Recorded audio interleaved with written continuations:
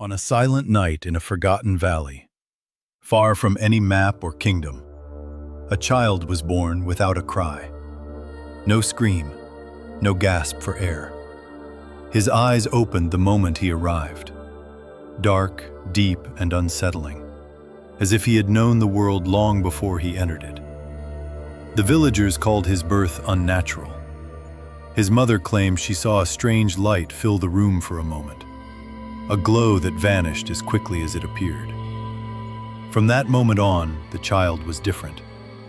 He never got sick. He never cried.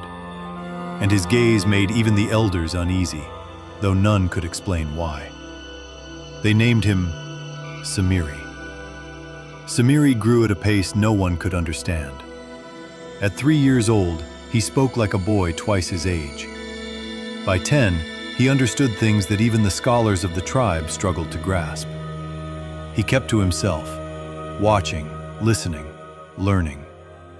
It felt as though he was waiting for something. But the strangest thing of all was this: Samiri could sense what others could not. Unseen presences, whispers, movements just beneath the surface of reality. Some believed it was a gift. Others were certain it was a curse. When Samiri grew older, he traveled with the people of Bani Israel. He rarely spoke, but everyone knew he possessed a sharp, unusual mind. Then came the day that changed everything. When Prophet Musa went to Mount Sinai and did not return for many days, the people grew restless. Their faith trembled. Fear spread through the camp like wildfire. And in that moment of chaos, Samiri saw the same strange light that appeared on the night he was born.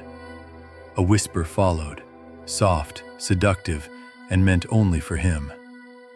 Give them something they can worship, something they can see.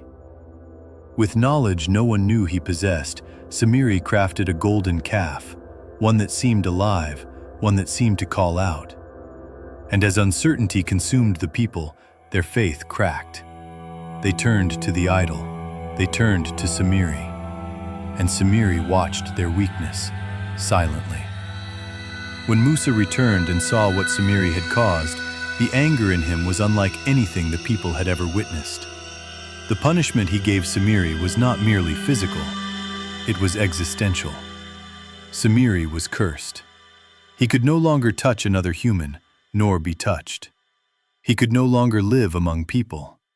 He was exiled to an unnamed, unmarked land, a barren place where even the wind seemed unwilling to linger. Some legends say it was a desert no traveler could survive, a cave where sunlight never entered, or a remote island drifting outside the knowledge of men.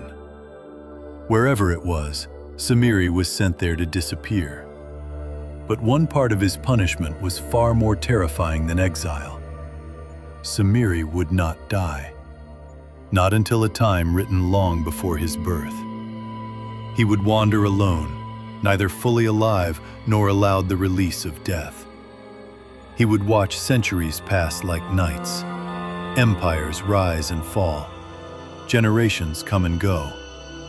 Yet he would remain, waiting for the appointed hour when the world would be shaken with its greatest deception.